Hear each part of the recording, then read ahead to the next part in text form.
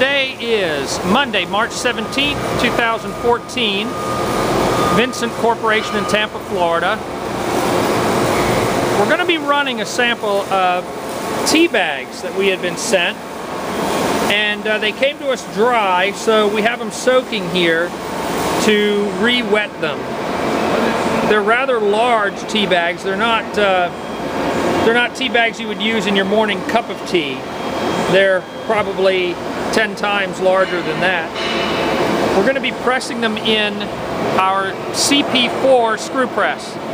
And typical of all Vincent presses, they're driven from the inlet end. Here you have the motor and the gearbox driving the screw. There's the screw shaft you can see there. It's not on now, so it's not turning. That black UHMW piece is the shaft seal.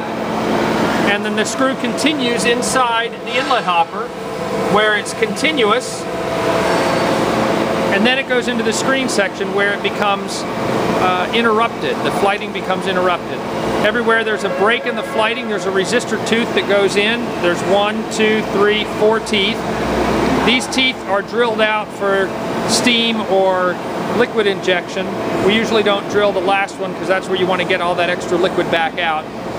The liquid's intended to come through the screen, drop into the pan here, out the drain there. The solids must make their way out past this discharge cone that's actuated by an air cylinder. And the more pressure you put on the cylinder, the harder it is for it to come out, therefore the drier it is by the time it comes out. That's within a certain range. So that's the basics of the machine, and we'll start feeding it here pretty shortly. Okay, there you see the screw turning. Gives you an idea of the RPM. I think we have it running at 60 Hertz. It's normal RPM. Free liquid tends to come out right at the beginning of the screen. You can see in the inlet hopper some bags have been dropped in already. The cone is still open. We tend to leave the cone open until we see solids start coming out to the end. When we see solids getting there, then we close the cone. We usually start with a low pressure and then work our way up until we get the desired press cake dryness. All presses come with a filter regulator lubricator and a cone reversing valve to open and close the cone. Here we're running at just over 20 psi. That may be adjusted as we run this material, but that happens to be where it's set now. I'll run the cone in. Alright, cone is going to get closed. What's interesting is those bags go in whole, but what you see coming out of the end of the press is just the tea from on the inside. I don't know if the bags are getting chewed up that much, but Cut up before they go in. okay, they're getting shredded or cut up before they even get to the screen section. It's working exceptionally well. Think the paper's wrapping around the screw? It might. Okay, cake's coming out. If it stops, I'll reverse it.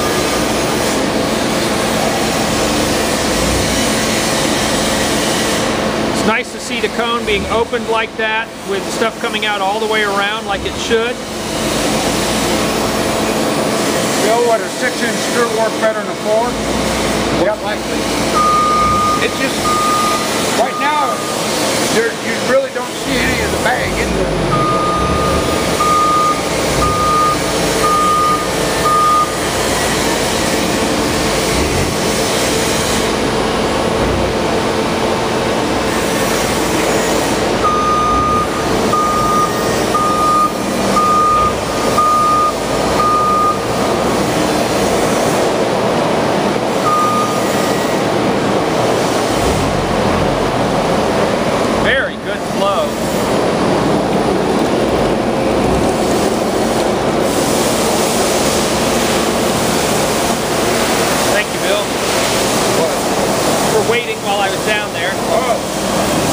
Piece of bag. Ah, there's little pieces of bag right there. Let's see if it'll focus. Come on, machine. There we go. Yep, okay. Yep, so they're mixed up in there, but the resistor teeth that stick down into the voids in the flighting and the passing flight kind of create a bit of a scissors action inside the press. So that's where you get that the chewing up of the bag.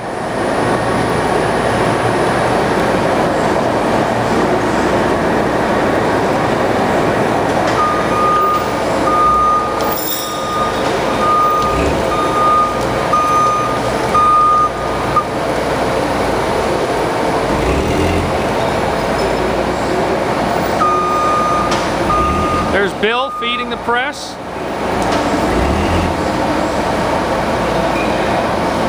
A CP-4, we have a large hopper, 8" by 8" square, and we have to, you can see there the angle at the bottom of the hopper. That's what we have to do in order to get it down to the 4" diameter screw.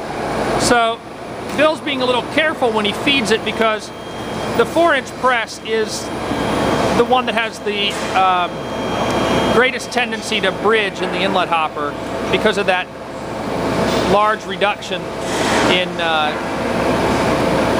area that we need to make in order to get the stuff down to the screw. But we have a similar sized hopper on the 6" press, so you can imagine with a 6" screw it's much less of a reduction. That is squeezing very hard and no liquid that I can see at all. 20 psi on the cone. And we have not adjusted it, so that's very good. 20 psi on the cone is something you could run very comfortably without feeling like you're overworking the press or anything of that nature.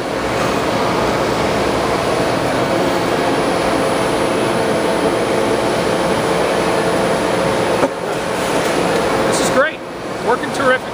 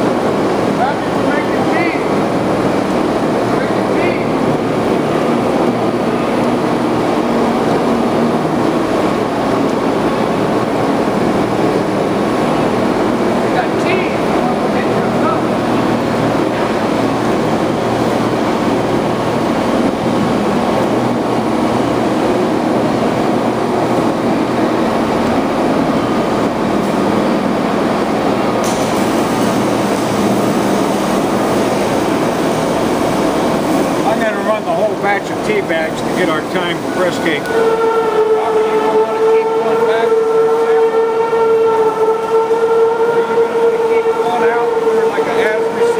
Okay, yeah.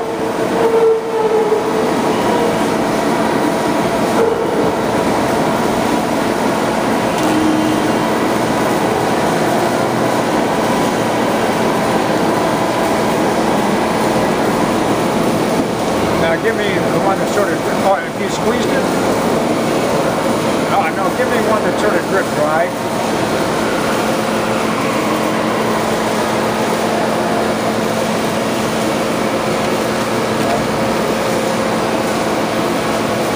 Want a cup? I'll let you have my share. What are we doing? I'm not sure of the end, or really of the origin or the end use, but... Stan, you driving Sharon and me to the airport today? Well, I can. 1:30. We're going to leave here at 1:30. Okay. Well, I think I'm going to stop the video. It's working beautifully, so I don't know what else to show you. Maybe there's another little piece of paper there. That gives another idea. But they're not coming out very large.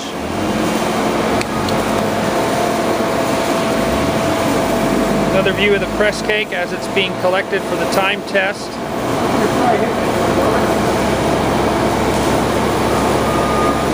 Alright, I'll keep it running. Bob's going to reverse the screw direction just to see if the screen is blinded at all. He went 3 revolutions of the screw. Going forward again, we'll see if it increases, if there's a noticeable increase in the amount of liquid coming through the screen.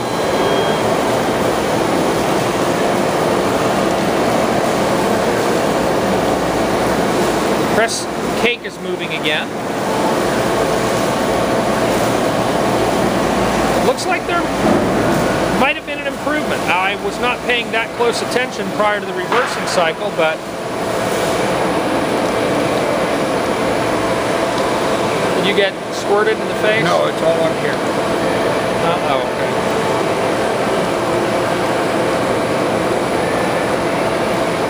You're done? Yeah, I think so.